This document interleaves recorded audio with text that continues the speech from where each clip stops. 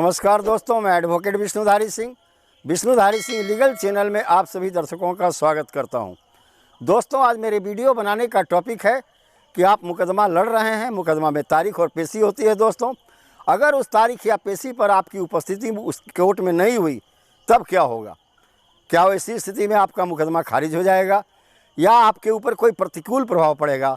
तो आइए इन्हीं सब के बारे में आज इस वीडियो के माध्यम से आप जानेंगे।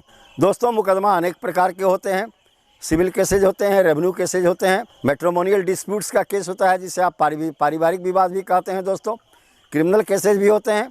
दोस्तों, और हर एक प्रकार के केस में आपको हर एक डेट पर उस केस के अंदर में न्यायालय में उपस्थित रहना जरूरी है। दोस्तों, लेकिन प्रश्न उठता है कि अगर आपके घर पर कोई विशेष काम हो या आप कहीं बीमार हो गए हों या आपके साथ कोई ऐसी परिस्थिति उत्पन्न हो गई हो कि आप उस मुकदमा के उस तारीख पर न्यायालय में उपस्थित नहीं हो सकें, तब आपके मुकदमा में क्या होगा?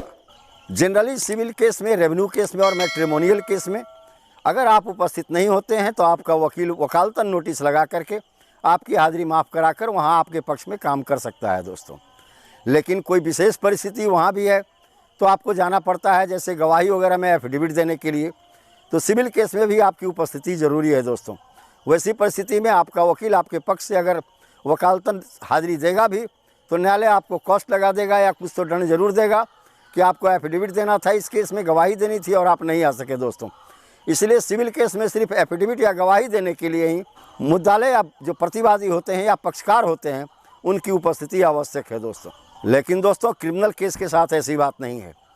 क्रिमिनल केस के अंदर में अगर परिवादी जो कि कंप्लेंट किए हैं, जिन्होंने केस किया है, अगर वो उपस्थित नहीं होते, वैसी परिस्थिति में दोस्तों हो सकता है न्यायालय केस को खारिज कर दे। लेकिन अगर जिस पर केस हुआ है, यानी वो जो मुद्दालय, अगर वो न्यायालय में नहीं जाता है बेल कराने के बाद, वैसी परिस्थिति में उसकी जमानत खारिज कर दी जा सकती है। दोस्तों, वहाँ पर भी कुछ प्रावधान है। जब कोई क्रिमिनल केस आप लड़ रहे हों, आप घर पर हो, आपको कोई आवश्यक कार्य है, लेकिन आप उस दिन न्यायालय में उपस्थित नहीं हो सकते हैं, तब आप अपने वकील को इन्फॉर्म करें कि आज भर के लिए हमारी हाजिरी न्यायालय से माफ़ करवा दें। हमारे पास ये इस तरह का इम्पोर्टेंट काम आ चुका है जिस काम के अभाव में मुझे काफ़ी हानि होने की संभावना है। तब दोस्तों, दंड प्रक्रिया संहिता की धारा 205 और 317 सब क्लोज 2 के अंदर में आपका वकील जो है एक रिप्रेजेंटेशन पिटीशन न्यायालय के अंदर में देता है। उस रिप्रेजेंटेशन पिटीशन में ये बात उल्लिखित करना जरूरी है कि आज मुद्दालय किस कारण से नहीं आया। अगर कारण उचित देखा तो न्यायालय आपकी हाजिरी उस दिन माफ़ कर देती है। दोस्तों, लेकिन दोस्तों, क्रिमिनल केस में भी आपकी कुछ हद तक उपस्थिति ज़रूरी है। जैसे बेल कराना हो तो आपकी उपस्थिति ज़रूरी है। अगर आपका चार्ज फ्रेम होना हो तो आपकी उपस्थिति ज़रूरी है। अगर प्रोसिक्यूशन की तरफ से, मतलब परिवादी की तरफ से अगर गवाह न्यायालय में आया है तो मुद्दालय की पहचान कराने के लिए भी आपकी उपस्थिति ज़रूरी है। दोस्तों, स्टेटमेंट के दिन भी आपकी उपस्थिति ज़रूरी है। दोस्तों, और जजमेंट के दिन भी आपकी उपस्थिति ज़रूरी है। अगर इन सब तारीखों पर आपकी उपस्थिति नहीं हुई तो निश्चित तौर पर न्यायालय आपके बिल को जमानत को खंडित कर देगा। दोस्तों, कभी कभी ऐसा होता है कि पार्टी या मुद्दालय जो है वो भी न्यायालय में नहीं गया, उसे अचानक कोई घर पर कारण आ गया और उसका वकील भी उस दिन न्यायालय में नहीं पहुंच सका, यानी उसके पक्ष से कोई पैरवी नहीं हुई।